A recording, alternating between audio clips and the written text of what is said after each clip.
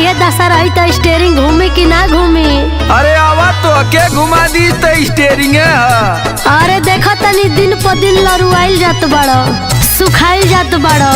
अरे ई ड्राइवर कहते हैं जितना इंजन गरमाला पावर बढ़त जाला।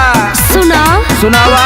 नया नया गावा नाके नया होठा लाली होठा चाटो चाटो चाटा चाटा।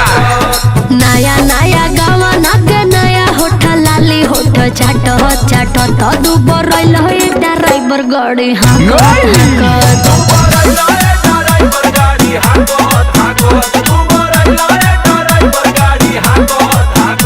अरे तो तू कहाँ कम हो?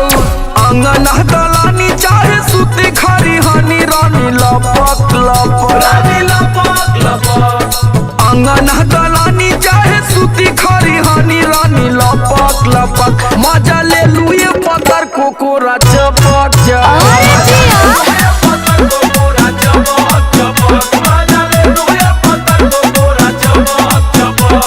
खाली हमारे गलती देलू हमरे पौला जब देखा तब लसियाई रहलू। अच्छा आज सुनावा। ई मेहरारू ऐसा लसारा है ना कि मन मार के ना जाइबो ना तो ट्रक बीचवे रोड पर सड़ जाई बुझला। ए ड्राइवर बोला ड्राइवराइन जेतने रसइबो रसवा चुइए जा मानी ना मनवा ओही में मुइए जा। भांग है का रे?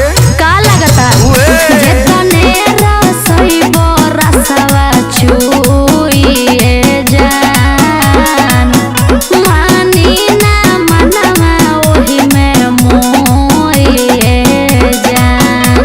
अरे धस गइल नखबा के होत ना बसाख गाल काटत काटत काटा काटा।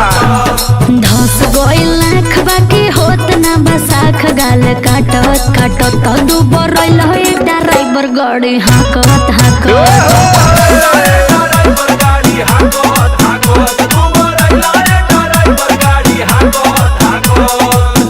का करी तू इतना सुघर लागेली न।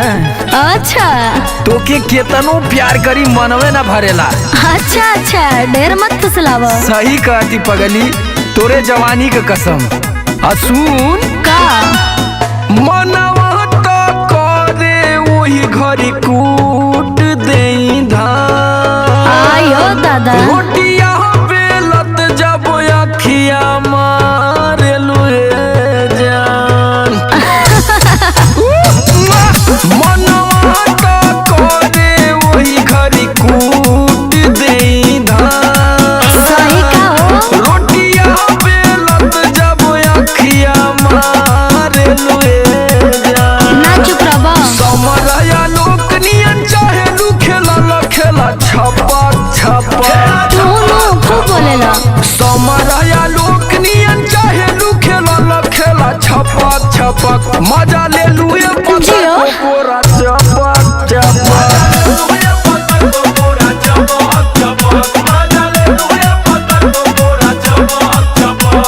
शादी कैले तो मजा ना ले। तब चल एक राउंड फायर हो जाए।